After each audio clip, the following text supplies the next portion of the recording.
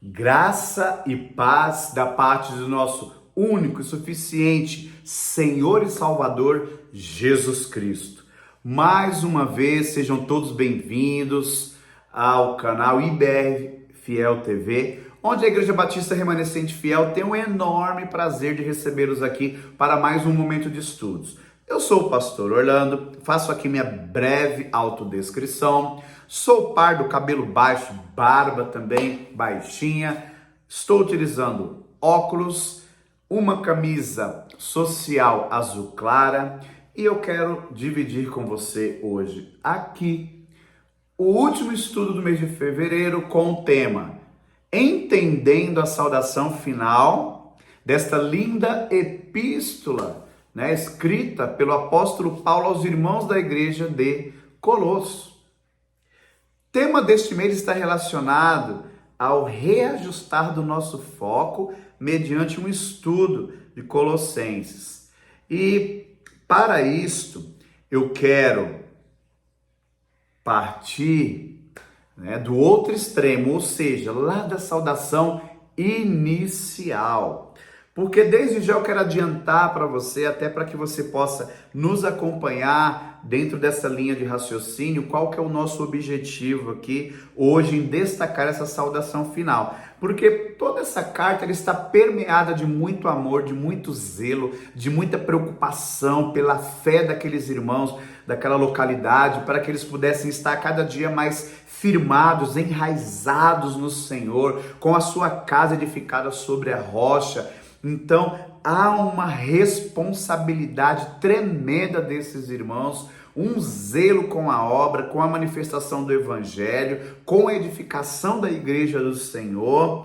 E eu quero destacar aqui desde já um pouquinho desse sentimento que se dá logo no início. Após os versos 1 e 2, onde o apóstolo Paulo se apresenta Timóteo.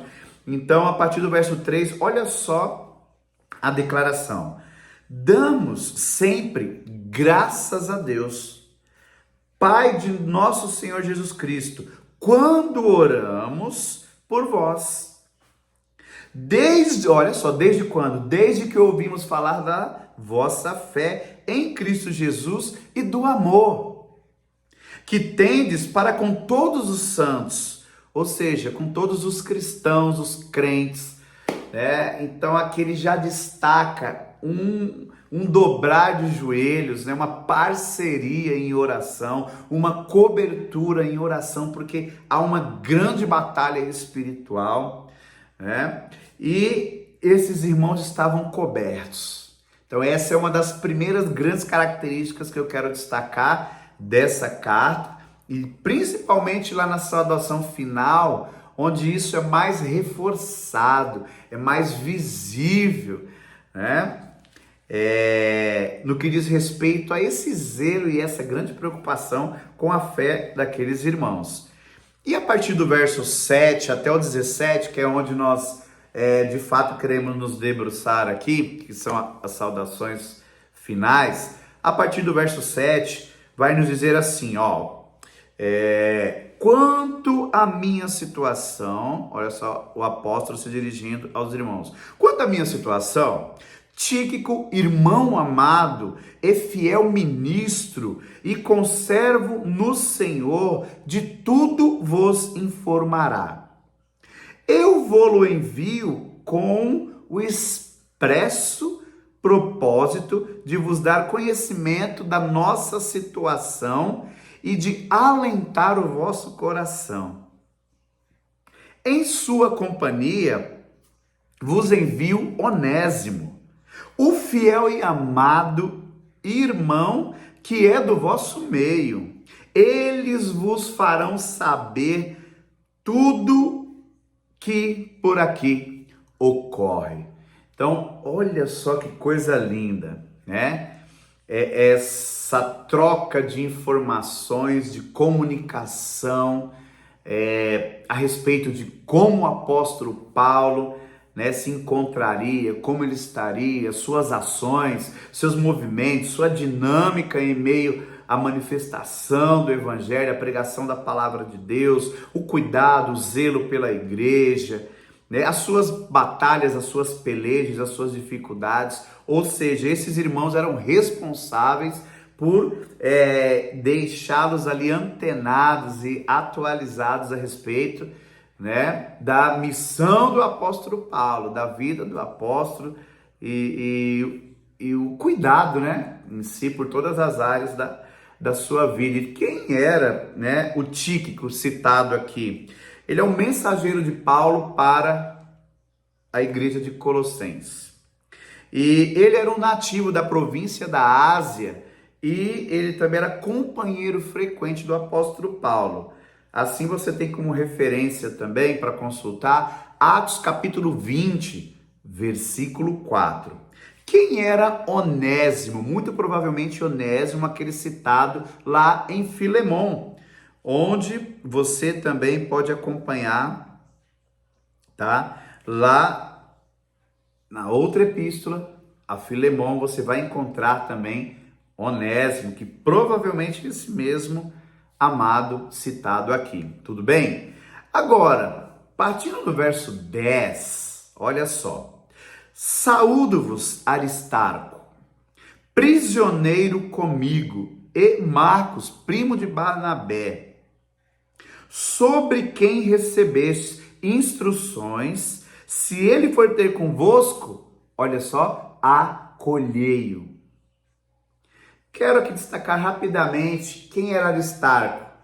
Era um judeu nativo de Tessalônica que viajava muito com o apóstolo Paulo, assim como referencia Atos 19, 29 e o capítulo 20, verso 4. Quem era Marcos? Também judeu e era nativo de Jerusalém.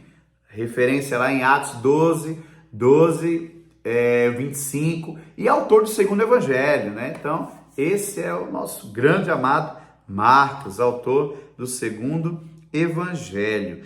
E o que me chama a atenção aqui nesta parte dessa saudação final é acerca da referência, né? É muito importante nós zelarmos também. Claro que o cristianismo, ele é amor, ele é acolhimento, o evangelho é para todos, a salvação é para todos, Cristo é para todos, disso não há dúvida. No entanto, é muito importante na caminhada cristã ter este zelo, este cuidado para quem nós abrimos as portas da nossa comunidade, da nossa casa, da nossa vida, né, dos nossos relacionamentos. Por muitas vezes o simples fato de alguém manifestar, exercer uma fé em Cristo Jesus, eu sou evangélico, eu sou cristão, eu congrego em determinada denominação. Cuidado, verifique os frutos de cada árvore, muito cuidado para quem você abre o seu coração.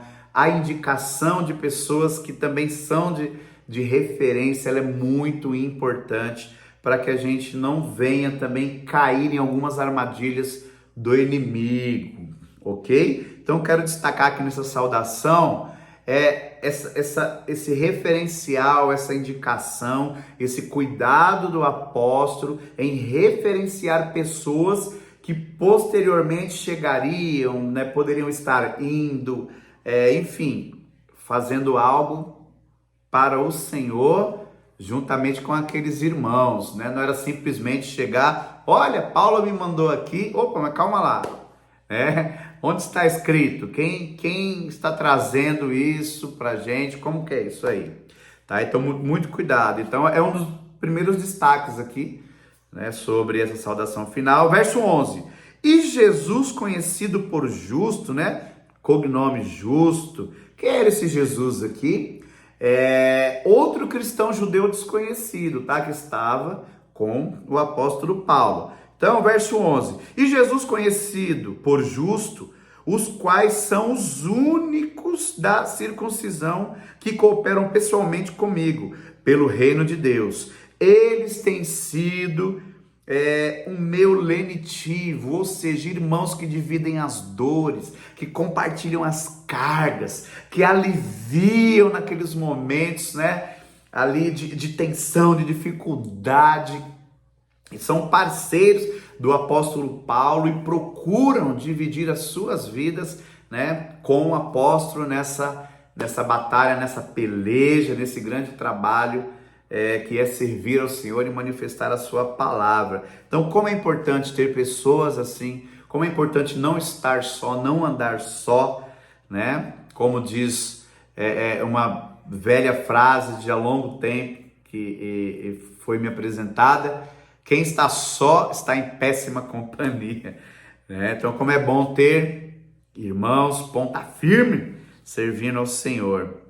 Verso 12: saúdo-vos, Epáfras, que é dentre vós servo de Cristo Jesus, o qual se esforça sobremaneira continuamente por vós nas orações, para que vos conserveis perfeitos e plenamente convictos em toda a vontade de Deus. Capítulo 1, verso 9, que é o tema central do nosso ano, né? Ele vai destacar essa preocupação, né? Onde diz, lá dentro desse verso, né, que eles não cessam de orar por vós, e que sejais cheios do conhecimento da sua vontade, em toda sabedoria e inteligência espiritual. Então, aqui mais uma vez é destacado essa grande importância, né? Nas considerações finais, retorna aqui o lembrete, o destaque, a importância de estar centralizado em Cristo e na vontade de Deus. E Epáfras é destacado aqui como esse irmão que ora para que essa igreja local continue firme na palavra e não venha se desviar, porque a carta também vai destacar alguns, né, que tentam desviá-los da fé genuína. Verso 13: e dele dou testemunho, né, de Epáfras, de que muito se preocupa por vós, pelos de Laodiceia e pelos de Hierápolis, né, outros irmãos destas localidades também. Saúde. Então, só destacando aqui um pouquinho mais sobre Epáfras, né? Quem acompanhou os demais estudos, quem vem desde o início, né, trabalhando aí e observando os estudos, vai conhecer um pouquinho mais profundamente Epáfras na introdução lá de Colossenses. No verso 14, vai nos dizer: saúda-vos Lucas, o médico amado, e também Demas. Então, quem são esses dois? Lucas também é o autor, né? Demas provavelmente seja a mesma pessoa cujo interesse temporário fez com que ele mais tarde deixasse Paulo por Tessalônica, que é o que iremos encontrar como referência lá em 2 Timóteo 4:10. Então, Lucas é o grande autor, né, de Lucas, Atos dos Apóstolos, e eles também, né, recebem aqui essa saudação. Saúdo-vos Lucas, o médico amado, e também Demas. Saudai os irmãos de Laodiceia e Ninfa, e a igreja que ela hospeda em sua casa. E uma vez lida esta epístola perante vós, providenciai, porque seja também lida na igreja dos Laodicenses e dos de Laodiceia, lede-a igualmente perante vós. Também dizei a Arquipo: atenta para o ministério que recebeste no Senhor para o cumprires. Então, quem são também essas pessoas, né? No verso 15 aqui, os antigos cristãos, eles se reuniam em casas, né, particulares. As igrejas em templos como nós conhecemos hoje, isso passou a acontecer a partir ali do século III para frente. E esse nome ninfa, ele poderia designar uma pastora ou uma igreja reunindo-se em uma casa local. No 4,16, a epístola de Laodiceia. Mas o que é isso, né, que nos chama a atenção? E nós não encontramos uma carta a Laodiceia dentro do Novo Testamento. É uma epístola semelhante a Colossenses, né? Não foi preservada. Os apóstolos obviamente escreveram epístolas que não foram canonizadas, não estão aqui contidas na palavra. Assim como também quando nós lemos os evangelhos e observamos a parte histórica a respeito de Jesus, e o próprio evangelho destaca que Jesus fez muito mais milagres daqueles que estão descritos ali, né? Mas que Jesus realizou inúmeras coisas que não caberiam ali escritas, né? E assim também, com certeza, tudo que esses irmãos fizeram, trabalharam, fizeram muito para Jesus, muito pelo Evangelho. Muitos perderam a sua vida, e eu quero destacar aqui a respeito de gastar a nossa vida pelo outro. Olha só, eu fiz um breve experimento da seguinte forma: em uma folha escrevi com a minha letra, que é mediana, não é pequenininha nem grandona, e os 5 primeiros versículos deram metade aqui de uma folha. Enfim, calculando a quantidade de versículos, uma média, né? Porque uns são maiores, outros menores, mas em uma média, com o tamanho da minha letra, se fôssemos escrever essa carta aos irmãos da igreja de Colosso, gastaríamos por volta de 24 folhas, frente e verso. Então, olha só quanto amor, quanto zelo, quanta preocupação, né, em escrever tudo isso com tanta intencionalidade para que os irmãos ficassem firmes na fé. E o que eu quero destacar aqui nessa saudação final também, Arquipo, né, que é citado aqui, era membro da família de Filemon, e talvez ele fosse pastor ou diácono em Colosso. E no entanto, no verso 17 é explicitamente destacado aqui: também dizei a Arquipo, atenta para o ministério que recebeste no Senhor, para o cumprires. Então, observando esses finalmente aqui, né, eu quero destacar alguns pontos principais.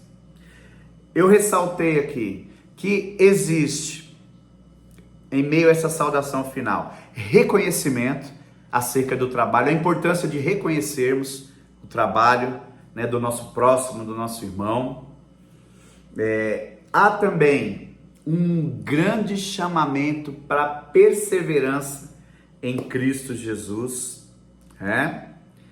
como no 4,12, como uma palavra, né, de incentivo, de preocupação, de oração, de zelo para com aqueles irmãos, por meio de Epáfras. Há também uma enorme responsabilidade para que tudo isso acontecesse, para que toda essa manifestação de que tanto os irmãos de Colossos como dessas outras cidades citadas pudessem ouvir, né, a respeito desta palavra, dessa carta, dessas orientações.